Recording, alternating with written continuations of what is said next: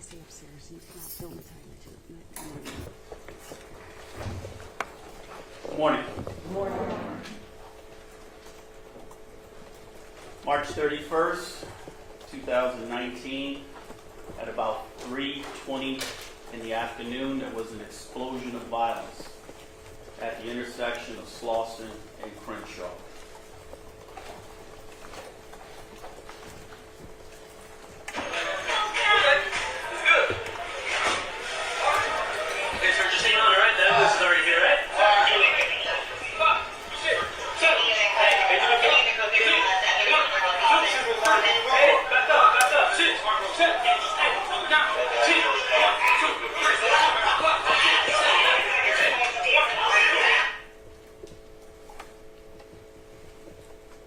At that place and at that time, the world lost Ermias Joseph Ascadon, better known to the world as Nipsey Hussle.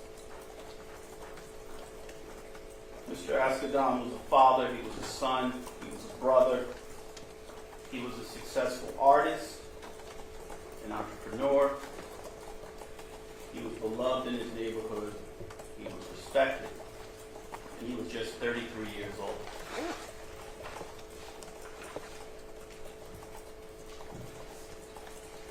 The defendant in this case, Mr. Holder, was also an aspiring rapper, not nearly as successful, not nearly as respected, and the two men really didn't have a lot in common. There were two men whose arcs in life were bending in different directions. One thing that they did have in common is their roots. They both grew up in South Los Angeles. They both grew up in a neighborhood of hardworking men and women, but also a neighborhood that was claimed by one of the largest criminal street gangs in Los Angeles County. That gang was the Rolling Crips. As a result of being from that neighborhood and having relationships in that neighborhood, both were recruited into the gang at a fairly young age.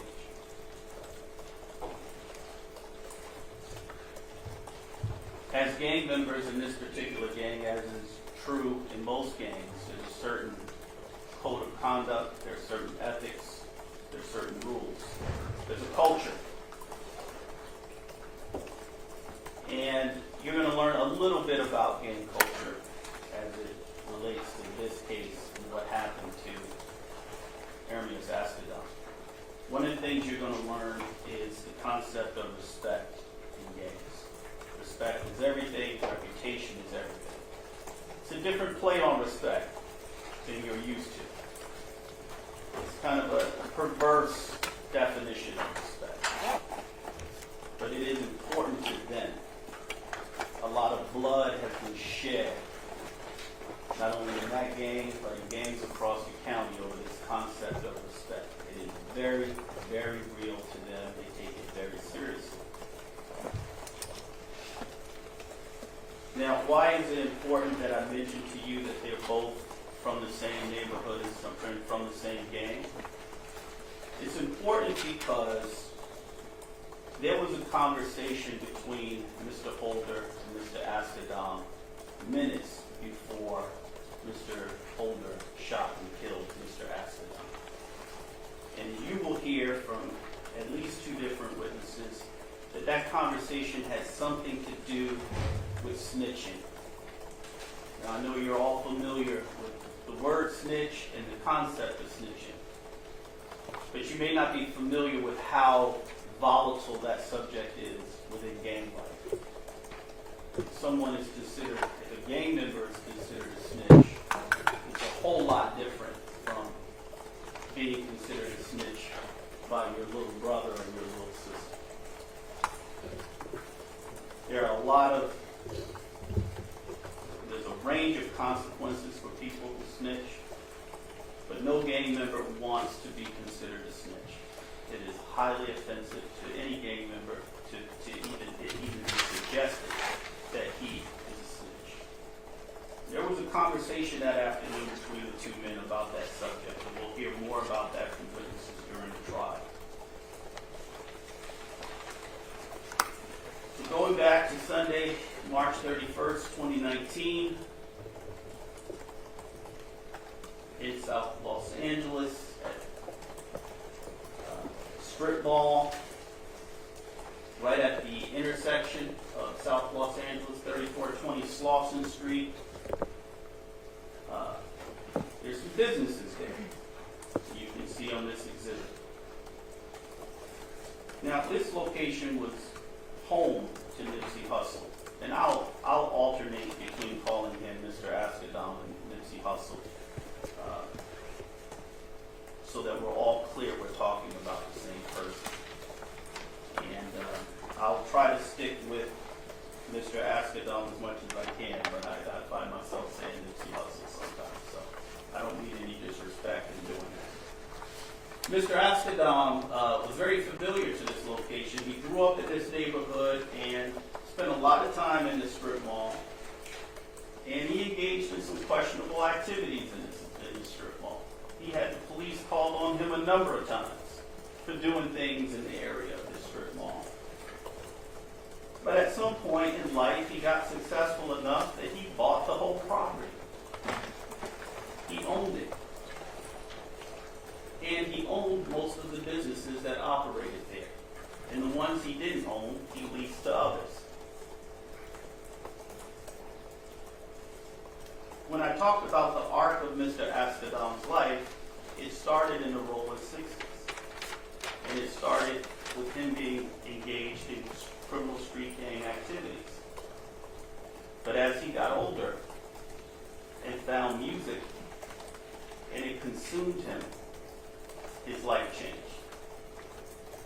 And part of that change was reflected in some of his newfound wealth and investments.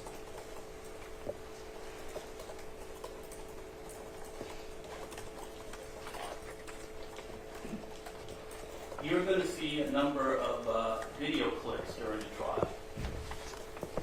And we'll identify those clips to you in a way that you can keep track of which camera you're looking at each time. But what you're looking at now is going to be one of the main perspectives you see from these video clips. This is going to be called camera 6. You're looking at a camera affixed to a Shell gas station pointed directly into that strip mall parking lot. And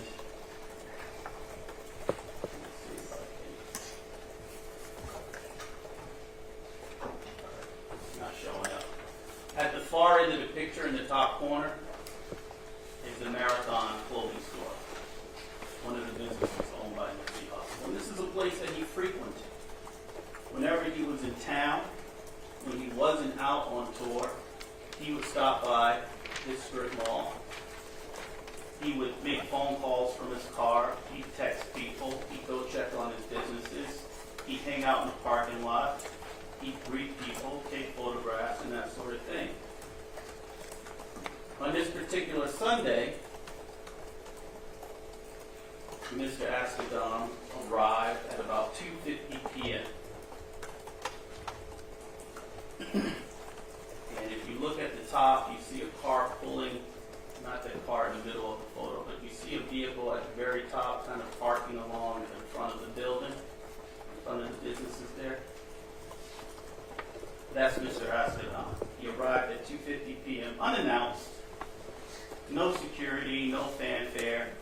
This was his home. Nipsey Hussle believed every place was his home.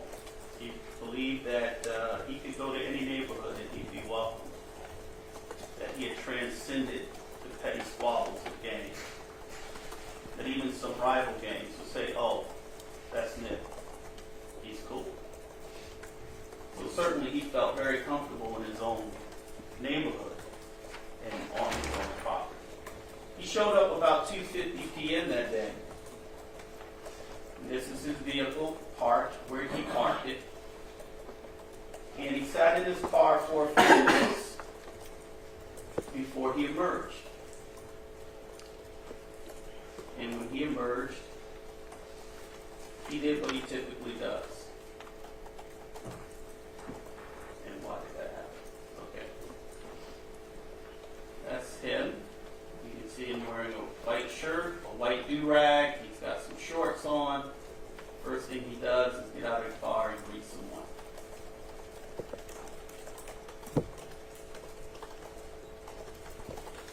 This is about 2:53 in the afternoon, and about 30 minutes into he would be lying dead in that very parking lot.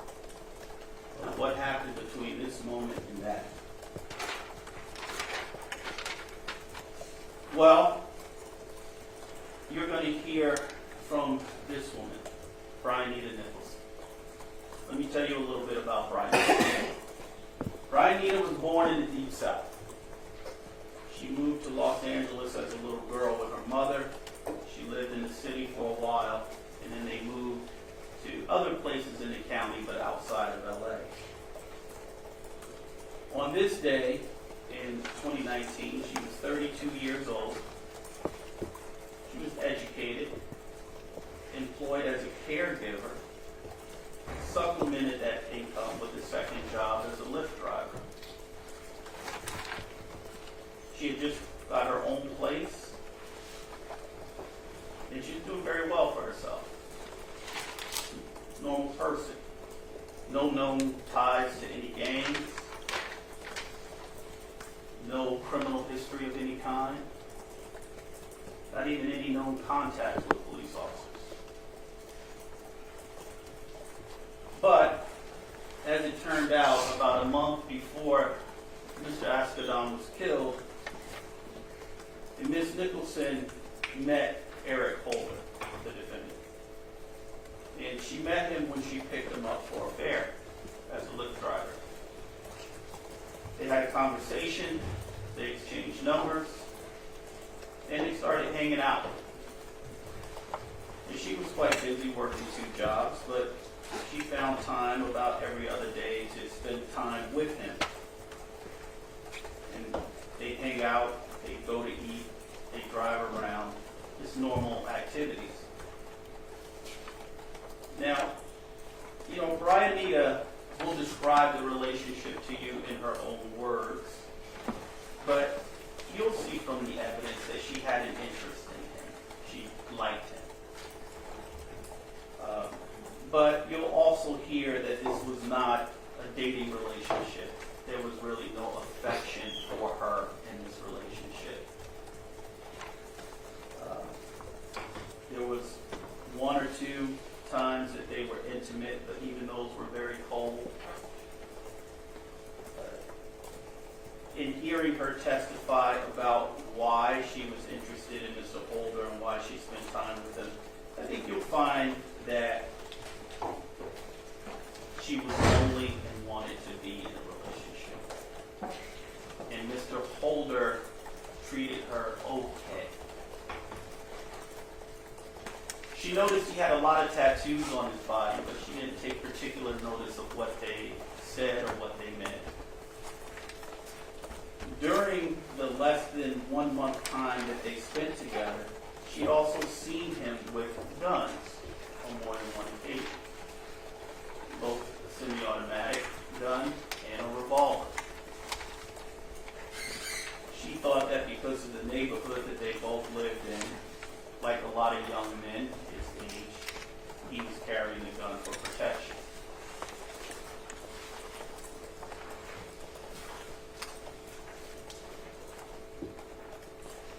On March 31st, she worked that morning. She worked driving for Lyft.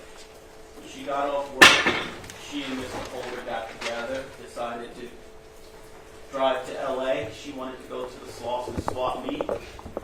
He said he wanted to go hang out, get something to eat.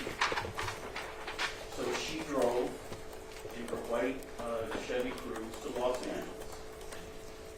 And eventually they made their way over to the intersection of Slauson and Crenshaw, where Mr. Holder said, oh, turn in here. There's a place in here where I want to get some food.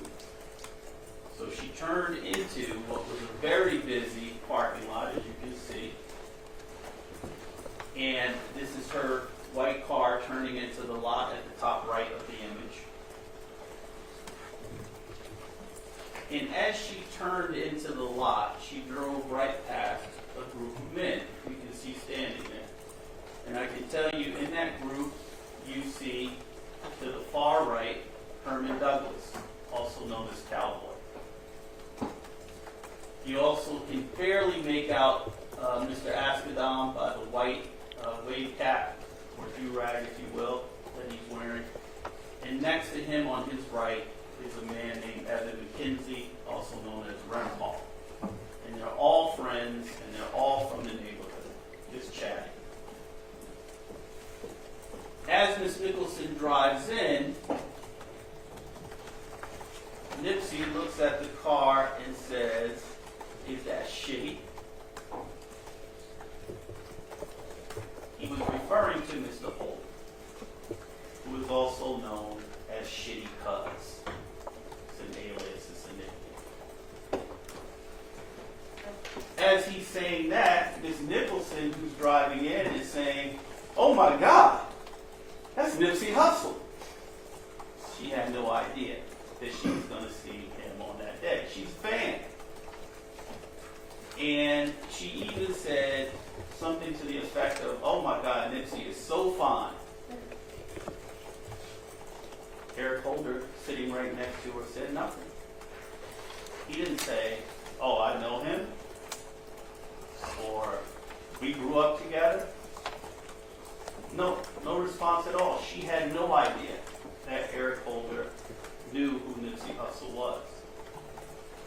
So she pulls into the lot, and at first, with no place to park, she stops her car at what, as we look at it, will be near that fence.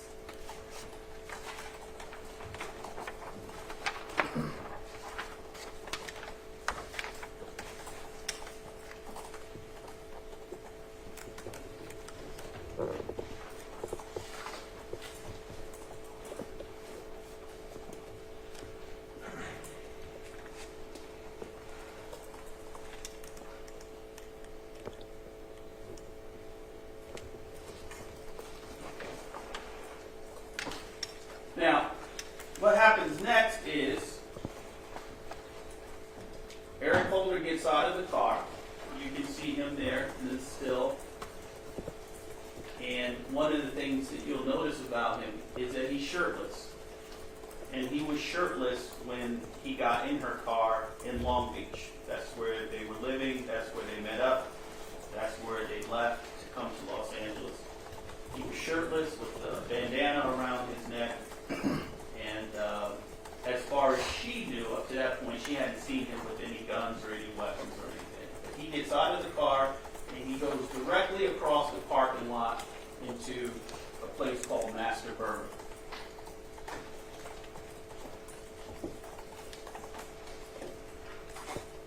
And when he walks into Master Burger, we get probably the best images of him that we have in the trial.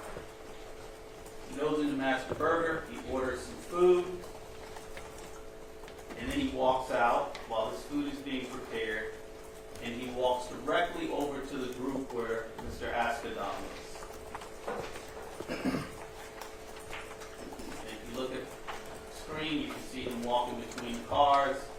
He walks right up to the group and he starts shaking everyone's hand, including Nipsey, right there. Now these guys, they either know each other or know of each other, because they're all from the same neighborhood. But Mr. Holder hadn't been around the neighborhood for quite some time. He's living down in Long Beach. So he's getting acquainted with these men, and in this group at this time is Cowboy, Mr. Askedam, Eric Holder, Renpaul, and there's another guy there getting an autograph off to the far right of the group, whose name I don't know. But he gets an autograph and he walks off. Now, Bryanita is sitting in her car.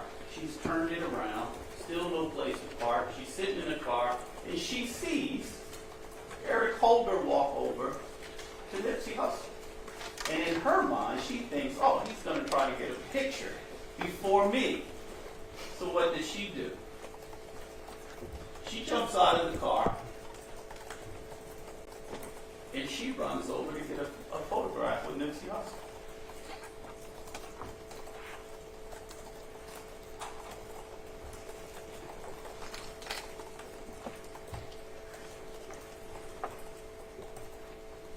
Walks right up to the group, and she notes that there's a conversation going on.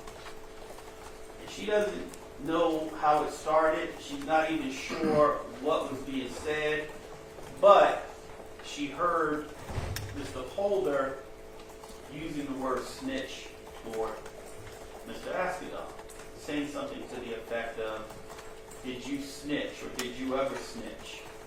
Something like that. She's really unclear on what was being said or what context it was in, but she hears the word snitch. And when asked what were the demeanors of both Mr. Askedon and Mr. Holder, she said, well, as she put it, Nipsey seemed cool. He seemed very casual, but Mr. Holder seemed a little, what she described as messy, a little agitated maybe, a little bit on edge. Cowboy is also there listening to this conversation. And Cowboy is a self-described former Rolling 60s gang member. Now he's kind of an older cat. And he's there, and he also says, well, there was a conversation between Eric Holder and Nipsey Hussle. And in that conversation, Nipsey was telling Mr. Holder that there's word on the street about you snitching. And you need to clear that up. You need to go get the paperwork, which gang members often use to refer to court documents and such. You need to go get the paperwork to show that this didn't happen. And he said it was a cool conversation. There was no hostility. There was no pushing or shoving or anything like that. Because, as he put it, if he even had an inkling that Nipsey was in any kind of danger, he would have been on it. And one of the things you're going to learn during this trial is that after a life in a game, you become very sensitive to those kinds of things. If you live with your head on a swivel, you're constantly looking for danger. You have to survive. So these guys do get pretty good at recognizing, maybe even sometimes over-recognizing or over-interpreting situations that are actually dangerous, but they see potential danger. But he said he didn't see anything like that at all. It seemed like a regular conversation. But obviously it wasn't. Those are the individuals in the group. And after that, during the conversation, Bryanita Nicholson said Nipsey stopped and asked if she wanted a picture. And she was just standing there. She said yes. So what does he do? He walks over, he takes a picture with a fan. That's the picture that he took, one of the last photographs ever taken of Nipsey Hussle. And you can see how happy she is. Because you can imagine that she's going to get her social media and post that picture and say, look who I was with. Meanwhile, Mr. Holder was still there talking to the group. After a few minutes, he walks away. He goes back to the man. He walked over to the car. They drove. She's the driver. He's the passenger. He's got his food. He's got some chili cheese fries on his lap. drive out of the strip mall, and he tells her, oh, hey, go around the block. So she drives around the block, and as they come back toward the strip mall on Slauson, as a matter of fact, just as they pass the driveway that they first turned into, she sees that he is manipulating a handgun. And it's the first time she said she saw him with a gun that day. She doesn't know where it was, where he kept it, but she didn't see it. And when she saw him with the gun, she was afraid that he might shoot her or shoot somebody else from her car. So she said to him, what are you doing with that gun? You're not going to shoot from my car with that gun. And he kind of laughed it off and said, no, I'm not going to do that. Put the gun away. Well, as they passed the business, he said, well, go around here and just go to the back. I'm going to eat my food back here. So she drove through the Shell station, around the Fat Burger restaurant, into a parking lot and the alley, which is south of the mall where Mr. Askedam and his friends were. And she parked and he started eating. And then at some point, he stopped eating. He said, wait here. Put on a shirt, a red shirt. He said, I'll be right back. She said she didn't know where he was going to go. She thought maybe he forgot something or he was going to buy something. But he took his food with him and he started walking back through the alley, back toward the strip mall.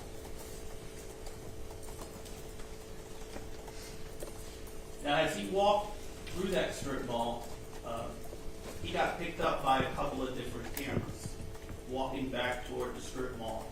You can see his path here indicated by the letter D.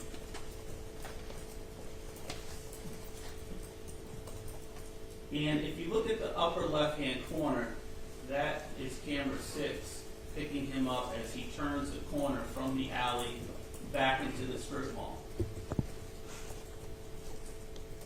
Mr. Askedam is leaning up against the car. He's talking to a man named Kerry Lathan, who had recently arrived. He's also talking to a man in a pink shirt named Sherman Villanueva, who arrived with Mr. Lathan. And Evan McKenzie, also known as Rimpaw, is still there. Cowboy, who had been there for most of the time Nipsey was in the parking lot, had gone into the Marathon store and worked to eat his lunch. Holder walks up. He walks along the sidewalk in front of the businesses until he gets to the two cars where these gentlemen are. And no sooner than he walks between the cars, he pulls out not one but two guns, and he starts shooting. He starts shooting in this very tight, confined space where there are 4 people. And he strikes 3 of the 4 people. Nipsey Hussle struck almost immediately.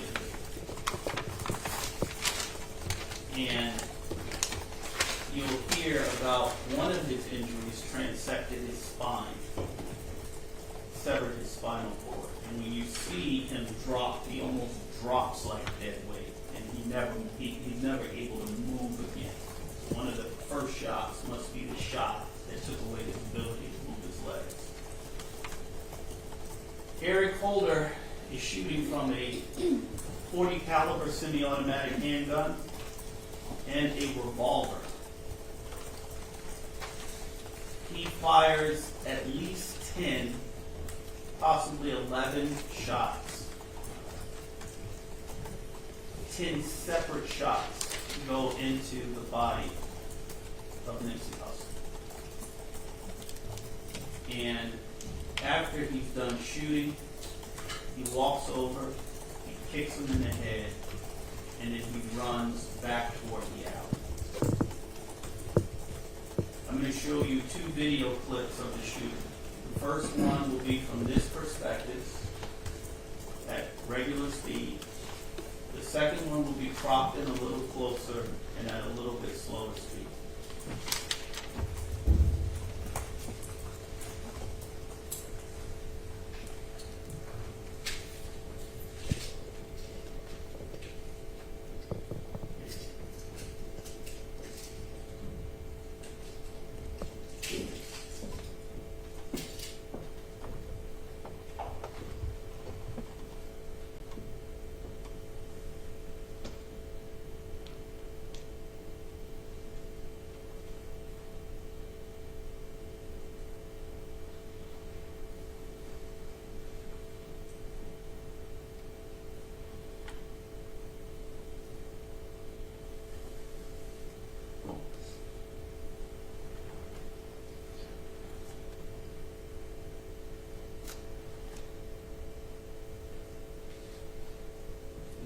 see Cowboy there running out of the store into Mr. Haskell. And we're going to watch it again, a little bit slower and a little bit closer. And I would ask you to look at the top of the screen where you'll pick up Mr. Holder walking directly up to the group. He walks between the two parked cars where the gentlemen are, and he starts shooting. And if you look closely, you can at one point see him shoot from the left hand and the right hand. And you'll see him retreat back after a few shots. And then he goes back and he shoots some more. And he retreats back. And then he goes back in and he shoots even more. The only thing that was said prior to the shooting is Eric walking in between the two cars, looking at Nipsey and saying, "You're through." And Nipsey, after being shot, responding, "You got it." Let's take a look at that. A little closer perspective.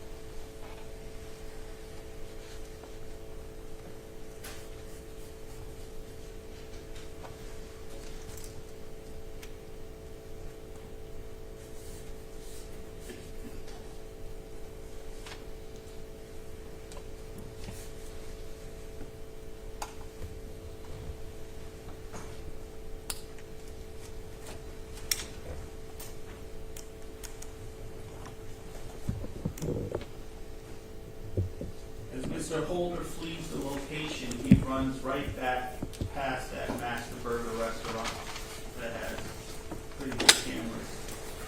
And when he does that, he gets picked up by a camera that shows him running by, where you can clearly see the revolver in one hand.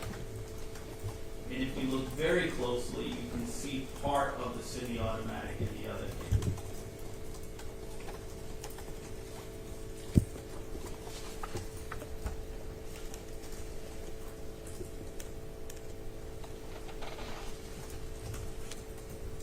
One still image from that, you clearly see revolver. Revolver is in his right hand.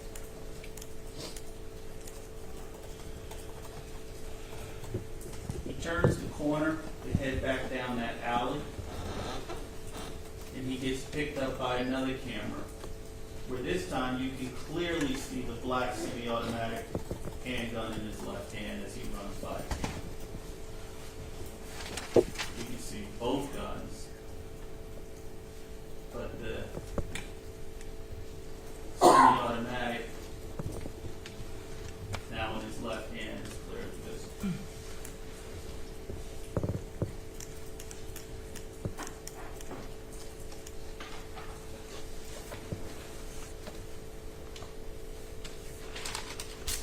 He runs to Miss Nicholson. Now, Miss Nicholson has been sitting in the car when she hears a couple of gunshots. And then she sees some guy running. Obviously, she gets concerned. She doesn't know what's going on. She's wondering where Eric is. She's worried about him. But she almost takes off because it looks like pandemonium is breaking loose when he runs up to the car and he jumps inside the car. And when he gets in the car, she sees two guns. And she starts asking questions. What happened? what happened? Are you okay? Are you hurt? And he just says, drive, drive. And she's hesitating because she wants to know what happens. And eventually he says, drive before I slap you. And he had never threatened her before. He had never raised his voice at her before. She was afraid, so she drove off, heading back home, but still asking questions. What happened back there? Did you hear the gunshots? Who was shooting? He didn't answer any questions. He just sat silent.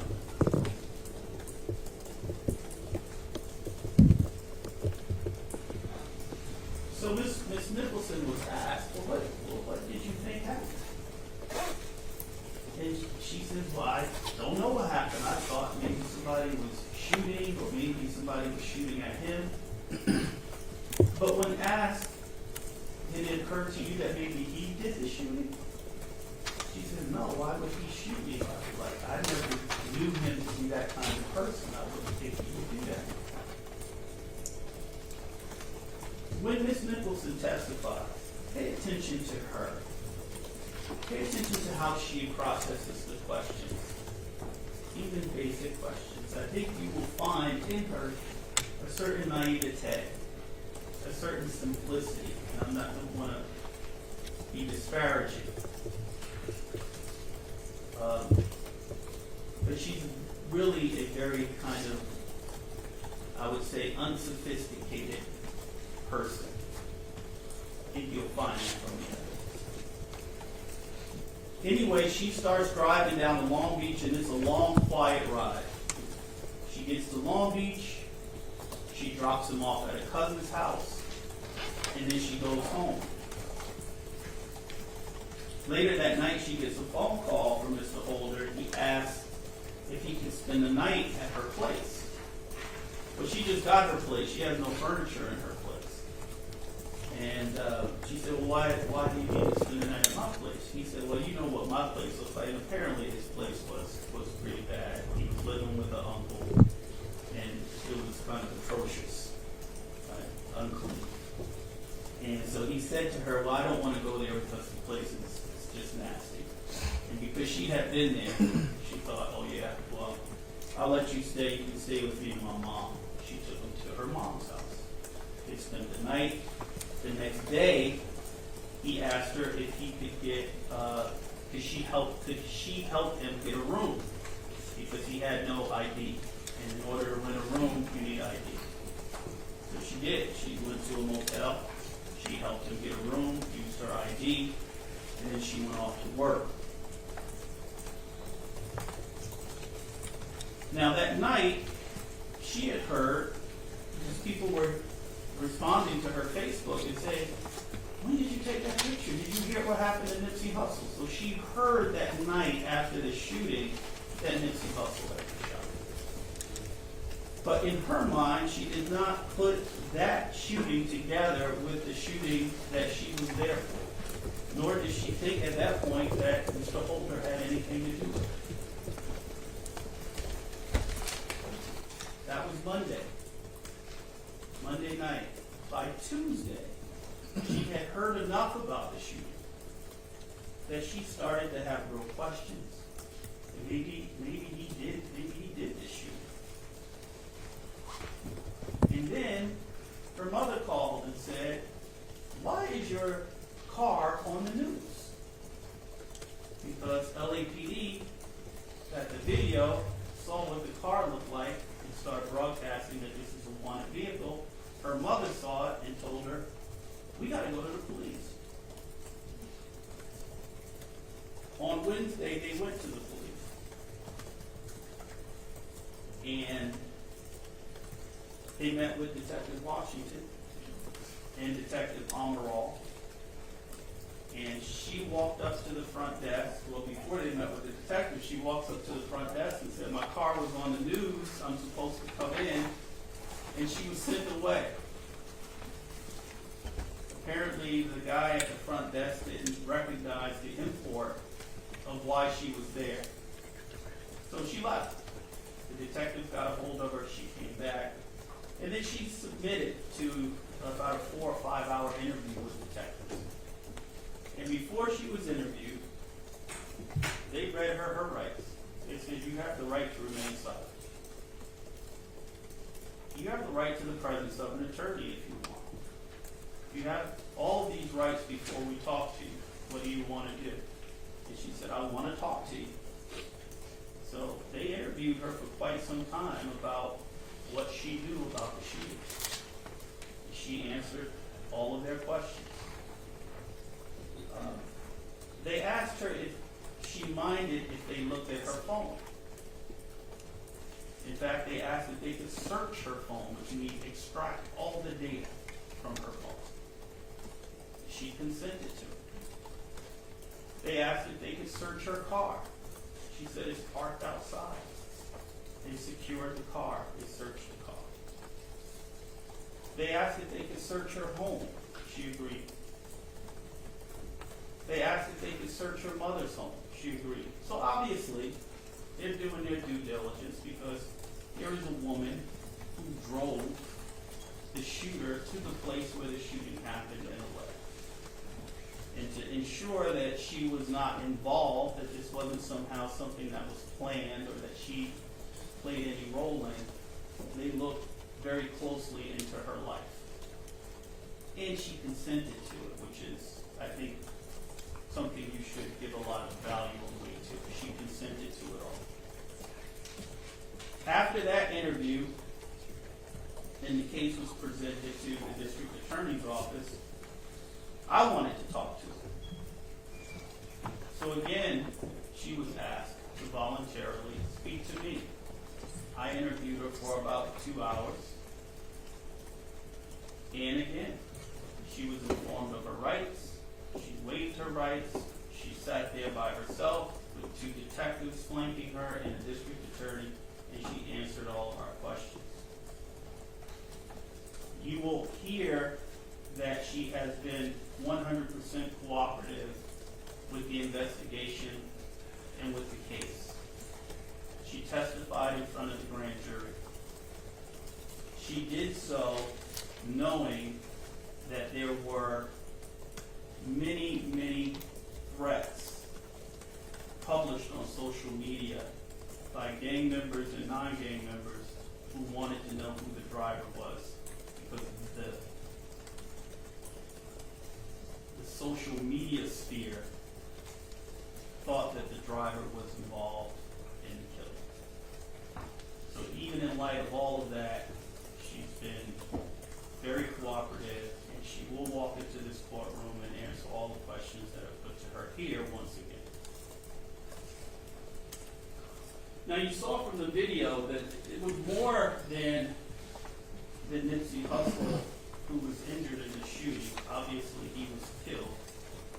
But this man, Kerry Lathan, who was 56 years old at the time, had just got out of prison, by the way. Kerry Lathan suffered a conviction for murder. He's in 1996, I believe it was. He spent 25 years in prison. He got out in September 2018. When he got out of prison, he's from the neighborhood. He's rolling 60s, OG. When he got out of prison, Nipsey Hussle had heard about him and sent him a care package of clothing from his clothing store. Had never met him before, but just wanted to land on his feet, so he sent over a bunch of clothing. And based on that, Kerry Lathan met him a couple of times after that to thank him. And on this particular Sunday, went over to the store to buy something. And when he pulled up and got out of the vehicle, he saw Nipsey sitting there, and so he just walked over and started talking to him. And they sit there and talk in the parking lot. You're going to get the whole video clip from the time Nipsey Hussle arrived to the shooting. So you can go through it and see the whole timeline. I'm showing you clips this morning, but you'll get the whole thing. And you'll see that he wasn't there more than a few minutes before Holder came back and did the shooting. He suffered a very serious injury. He was shot in the back. The bullet lodged in a place that made it very difficult for him. We saw him on the ground. He couldn't move. He now is sort of limited and confined to a convalescent home. He's been confined to a wheelchair. The shooting has impacted his life severely, and he's going to come to court, but he may not be very cooperative when he comes to court, and that might be true of some of the other witnesses too, because of the nature of this case, the fact that it is a rolling 60s case, I'll call it. You have two rolling 60s gang members involved in a neighborhood where you're not supposed to talk to the police, even if you're the victim of a crime. We'll see how willing he is to answer questions when he comes in. But he has answered questions in the past. He was interviewed. I interviewed him. He testified at the grand jury. So hopefully, when we bring him to court, he will testify here in front of you as well. And if he doesn't, there's some tools in the law that allow us to try to deal with that and get the information that he knows out to you. The main thing about him, though, is he got hurt really, really badly. He wasn't there when this conversation was going on between Mr. Assadon and Mr. Holder. He came at the tail end of it. But he was there when the shooting happened. And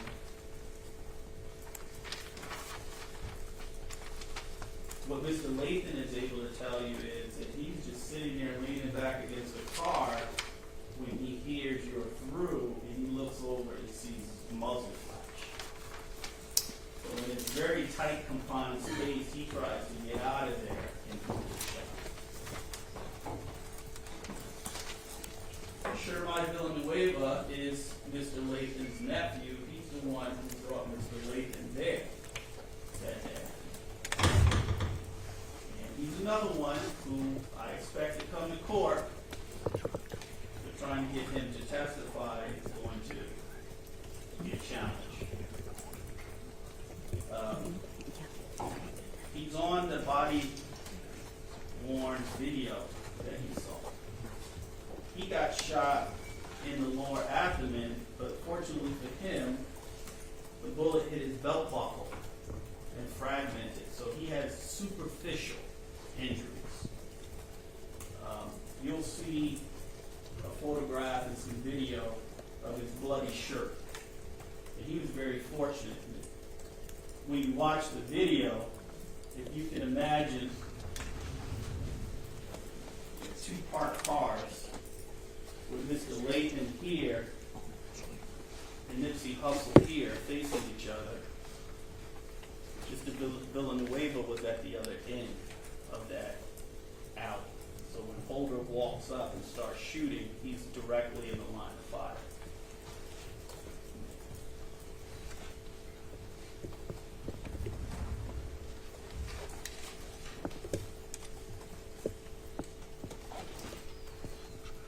Here's a still from some body-worn camera. That's Mr. Villan. That's Terry Lathan is on the ground behind the white Audi, and Villanueva is in a pink shirt. Cowboy is the one with the cowboy hat, leaning, trying to render first aid, and Evan McKenzie of Renfall is the one standing up looking down. That's Villanueva. You can see some of the blood on his shirt from, again, what was a superficial injury.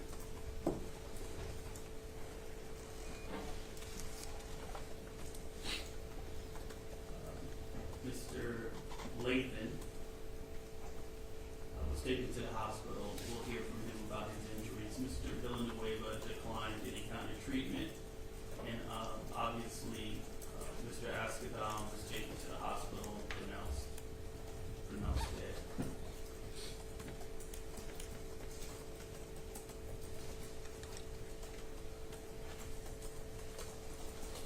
After a shooting like this, detectives will fan out and try and collect anything they think might be relevant. So that's how we got the video. They go around, they canvass businesses to look for video, and we got a number of video clips based on that effort. The other important thing that was found were these casings. Now, if you've ever fired a gun before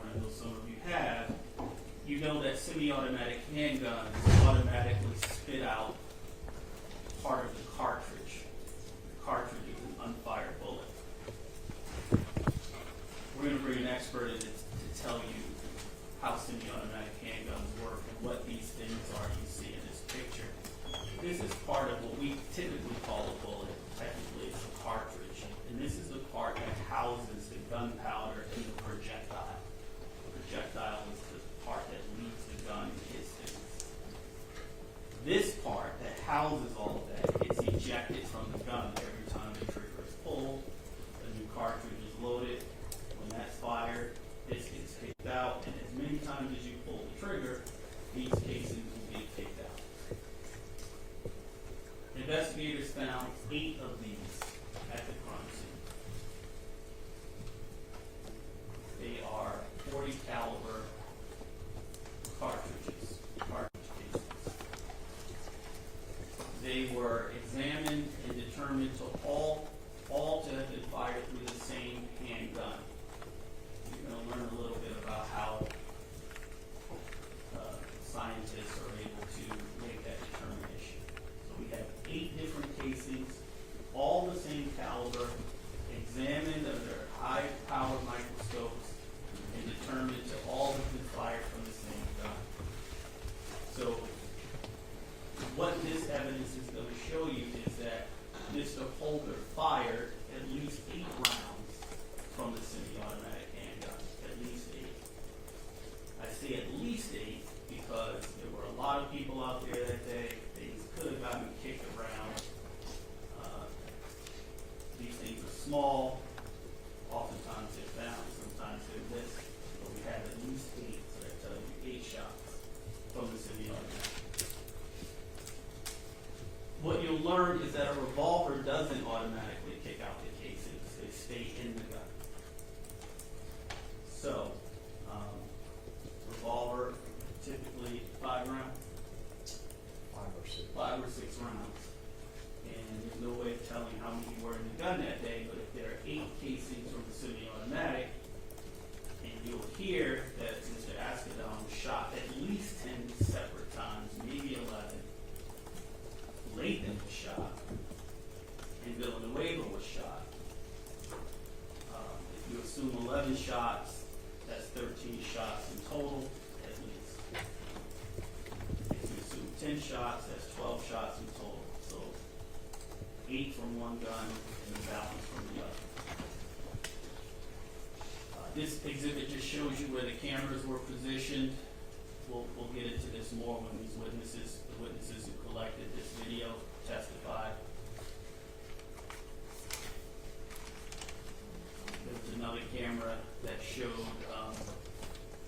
Ms. Nicholson's car leaving the alley. And then the autopsy. I'm not going to show you any autopsy photos today. But I do want to say a few things about Mr. Ascadon's injuries. They were devastating injuries. He was shot in the head. The shot to the head did not penetrate the skull. It went through the scalp and back out. Amazing. But he was shot from literally from the bottom of his feet to the top of his head. He suffered a perforated lung. 3 different bullets perforated his lungs.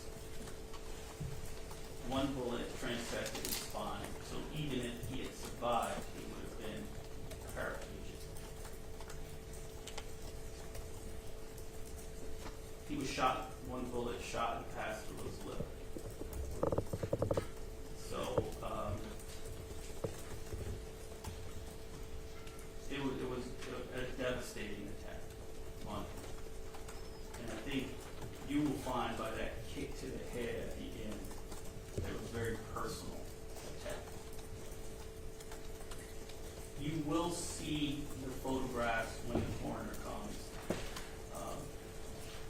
They're not going to be especially graphic, I can tell you, because the coroner will have cleaned up the injuries and will basically be looking at holes in the body. So if you're sensitive to that, I don't want you to think that you're going to see anything overly graphic when that time comes.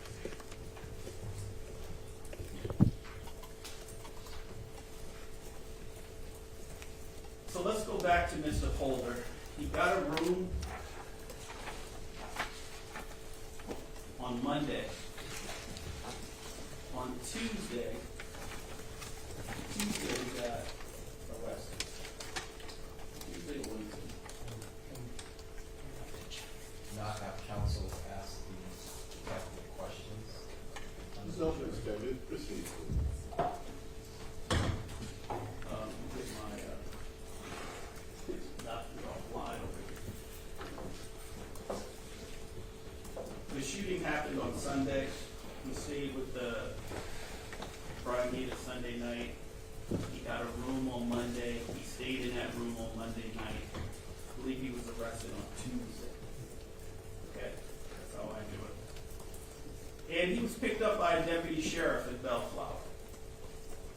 And when he was picked up, it's okay. When he was picked up, he was wearing the same clothes that he's wearing at the time of the shooting. Right down to the bandana. Same sneakers, same belt, same pants, same red shirt. Okay.